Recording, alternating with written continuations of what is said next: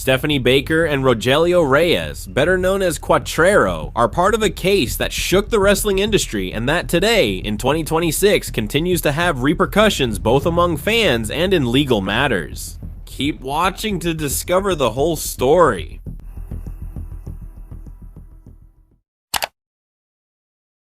It was the year 2021, and both Cuatrero and Stephanie Vaquer were part of the Consejo Mundial de Lucha Libre roster.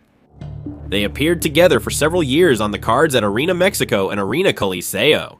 Cuatrero was one of the standout figures of Nueva Generación Dinamita, while Stephanie Vaquer, who is of Chilean origin, was establishing herself as one of the most important female wrestlers in the company.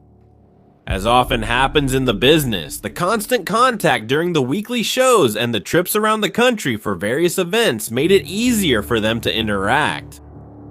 Although they kept their relationship private for a while, it was the daily time spent together at the gym and during the shows that allowed them to go from co-workers to a romantic relationship. Stephanie, with a very professional and focused mindset, found in Cuatrero someone who understood the sacrifices of wrestling. However, their relationship always had to navigate troubled waters due to political rivalry. Cuatrero was already one of the biggest stars of AAA, the direct competitor of Consejo Mundial. During 2022, the couple became an open secret. Despite working for rival companies, they were seen together at gyms and private events. Stephanie was the foreigner who had earned respect through pure technique. In fact, she was the first South American with Consejo Mundial. Cuatrero, on the other hand, carried the legacy of his father, 100 Caras, and one of the most protective and powerful families from Lagos de Moreno, Jalisco.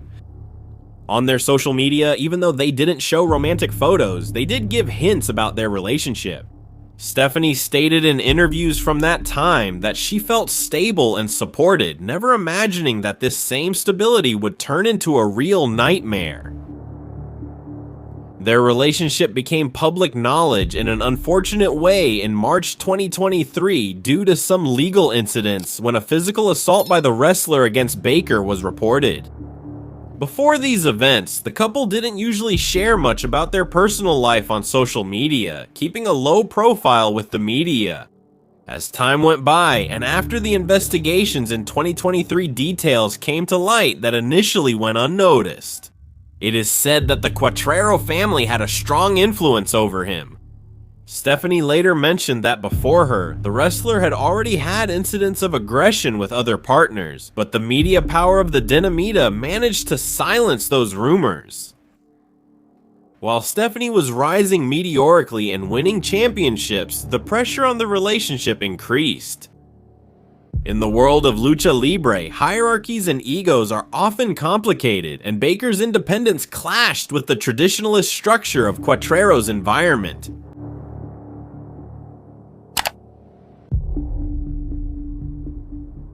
As I mentioned earlier, the conflict became public at the beginning of March 2023. Stephanie Vaquer filed a formal complaint with the Attorney General's Office of Mexico City after an incident that occurred at her home.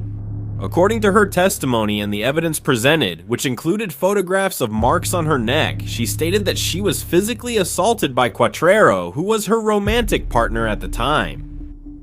Vaquer reported that during an argument on March 2nd, 2020, the wrestler allegedly attacked her and tried to strangle her. This point was crucial since strangulation is legally interpreted as an intent to take a life, which allowed the prosecutor's office to reclassify the crime. Although it was initially considered a case of domestic violence, the investigation by the Mexico City prosecutor's office determined that there was enough evidence to press even more serious charges. First of all, because of the sexual and emotional relationship, as well as the physical aggression of a femicide based on the pattern of injuries reported by Vaquer, specifically the attempted suffocation. In March 2024, WhatsApp conversations that are part of the investigation file were leaked. In these chats, Stephanie informed the wrestler La Hiedra, a friend of both, about the assault. In the messages, it was seen that Vaquer describes the attack, while La Yedra's response, according to the screenshots, suggested that Vaquer cover up the marks and not say anything to the wrestling company so as not to affect Cuatrero's career. In turn, La Yedra says that Sanson, Cuatrero's brother, also hit her and that Sanson's sister once defended her. This evidence reinforced Vaquer's position regarding the truth of the assault and the attempted cover-up by the wrestler's circle. Cuatrero was arrested in Aguascalientes after a wrestling event on March 11, 2023, and transferred to the Reclusorio Oriente prison in Mexico City. His legal team appealed to the presumption of innocence and argued that it was a mutual fight with no intent to kill, unsuccessfully trying to reclassify the crime as minor injuries. After more than a year in pretrial detention, it was reported that Cuatrero was granted conditional release in mid-2024. Even though he obtained temporary conditional release through amparo petitions, the evidence presented by Stephanie, psychological assessments, physical marks, and testimonies was compelling. During the hearing, Cuatrero said that it was Stephanie Vaquer who hit him. The judge, right in the middle of the hearing, questioned Cuatrero about why he didn't ask for help if it was Vaquer who attacked him, and Cuatrero replied, "Doing that is not manly." On May 6, 2014 in Aguas 2026, Cuatrero has been declared guilty of the crime of attempted femicide. In the year 2026, the crime is attempted femicide. After 3 years of an exhausting legal process, the court in Mexico City, the detained the wrestler function of Lucha Aguascalientes after a Lucha Libre event. The wrestler was detained in Aguascalientes after being arrested at a wrestling event to determine his exact prison sentence. Stephanie Vaquer has maintained a firm stance, stating on several occasions that her goal is to set a precedent so that no other woman in the wrestling industry remains silent in the face of abuse. From the United States, she has celebrated this step not as a personal victory, but as a victory for all the women in the industry who have suffered abuse at the hands of untouchable figures. Stephanie Vaquer once again rises from suffering, but this time perhaps with her soul a little more at peace. Because justice took action and was on her side. And she leaves a clear message to any woman who is currently suffering through the same thing she went through.